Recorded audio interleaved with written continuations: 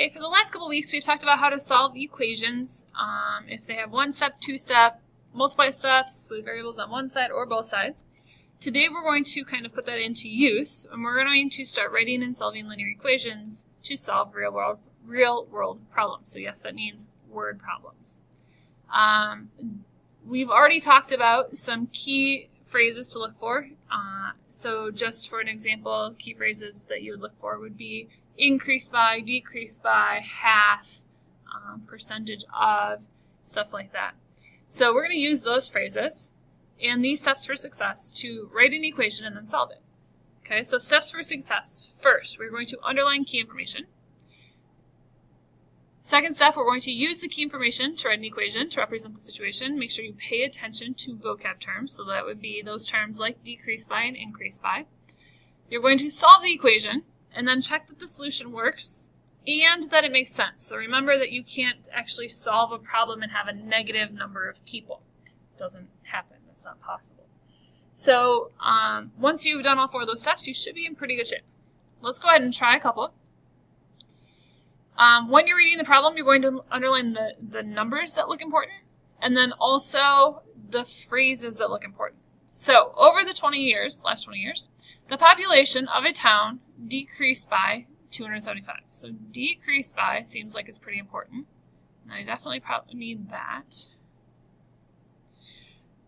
So decreased by 275 people to a population, so 2A I think is important, population of 850. Okay, so when I read this, decreased by means I subtracted, and then it ended up being or equaling a population of 850. So let's write an equation there. I'm trying to find the original population, so I'm going to use P for population. So this is telling me the population, okay, my P, of a town decreased by, minus, 275 to a population of 850. Okay, so there's my equation. P minus 275 equals 850. Now, the directions say to write and solve an equation, so we wrote our equation.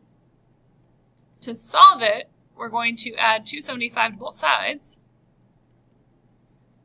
to get P equals 1,125. So my final answer seems pretty reasonable. It's positive. If I check that, 1,125 minus 275 gives me 850. So my final answer is that my original population was 1,125 people. And notice I labeled my answer. Okay, let's do a second one.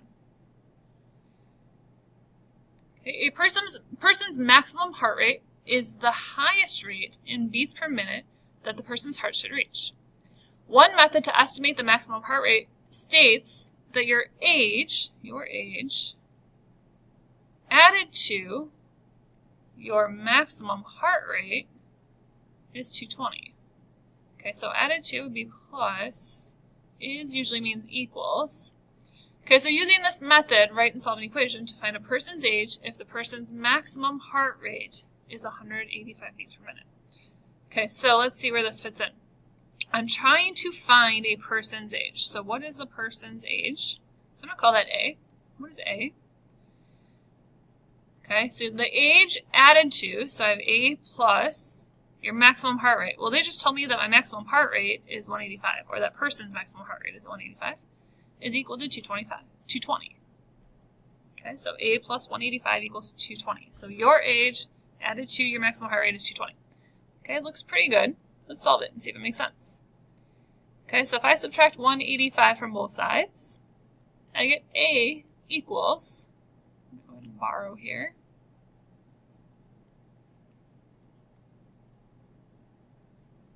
A equals 35. Okay, so if his age is 35, he's 35 years old.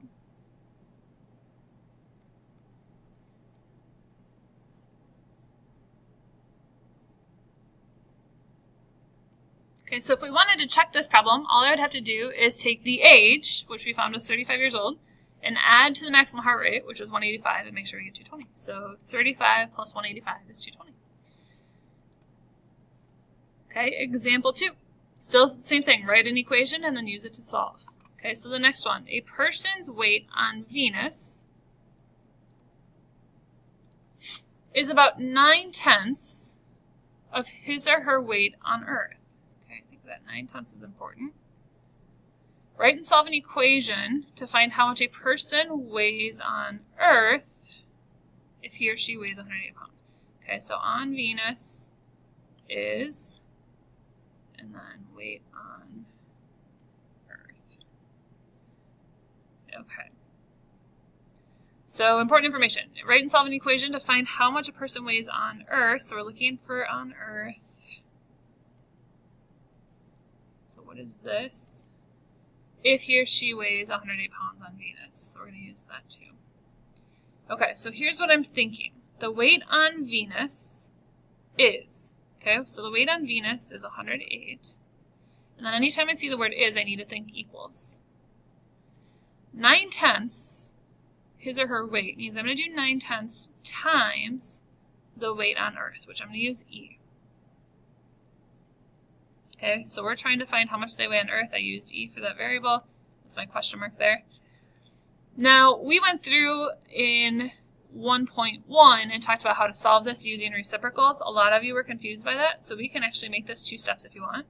You can start by multiplying by 10 on both sides, which gives you 1,080.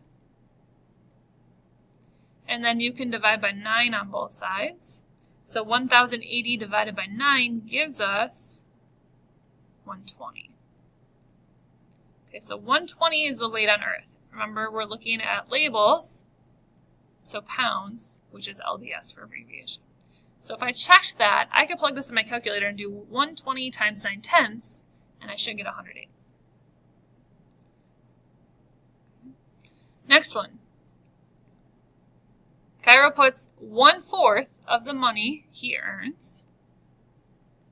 So 1/4 of the money he earns from mowing lawns into a college education fund. This year, Cairo added $285 to his college fund. Write and solve an equation to find how much money he earned mowing lawns this year. Okay, so let's see what we think we need to do here. Same idea. He puts 1/4 of the money he earns, so we're going to use E, into a savings account, okay, into his college education fund. They're telling you he put in 485, so, or 285, so we're going to put 285 in there, okay, because he only puts part of what he earns, he doesn't put all of it. So let's go ahead and solve this and see how it works out. Okay, so told you 2 steps in the last one, multiply by 4 on both sides. I'm left with 1E, which is really just E, and then 285 times 4 is 1,140.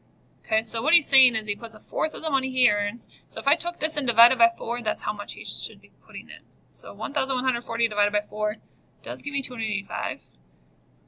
So he earned $1,140. Okay. One thing I will point out is your dollar sign, when you're labeling it, should go in front of the number, not after the number. Okay, so next problem, we are going to write an equation for each situation, then use the equation to find the solution. Okay, Jan joined the dining club at the local cafe for a fee of $29.95. Okay, underline that because it's important. Being a member entitles her to save $2.50 every time she buys lunch. So far, Jan calculates that she has saved a total of $12.55 by joining the club. Write and solve an equation to find how many times Jan has eaten lunch at the cafe. So we're looking at the number of times she's eaten lunch. I'm going to call my variable L, and I like to use a cursive L because it doesn't look like a 1.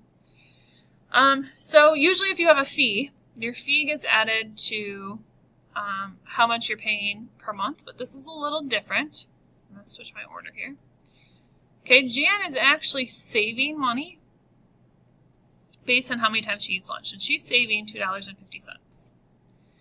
Okay, if we go ahead and figure out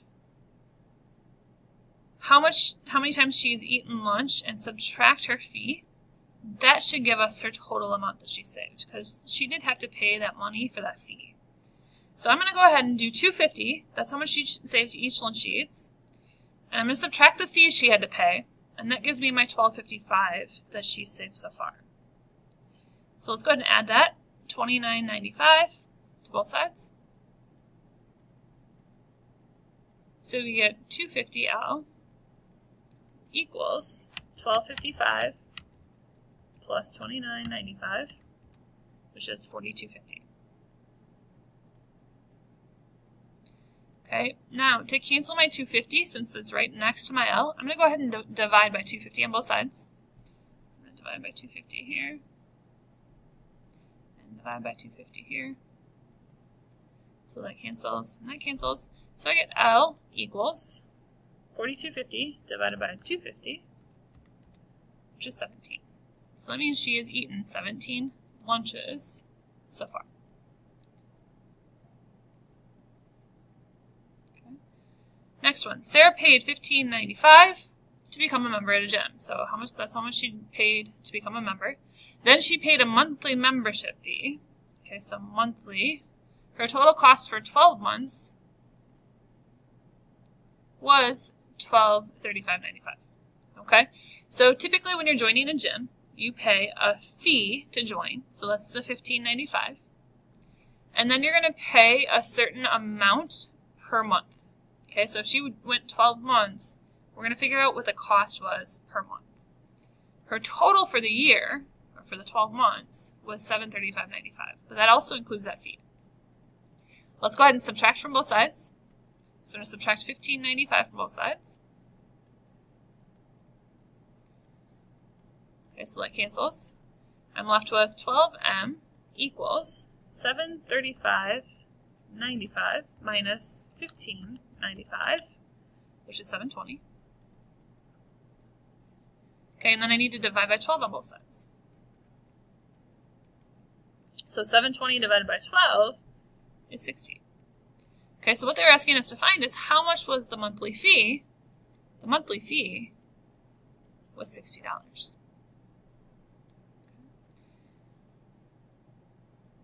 I'm going to continue the rest of this in video 2, part 2. So go ahead and switch over to that, ask any questions if you have them, and then you can move on.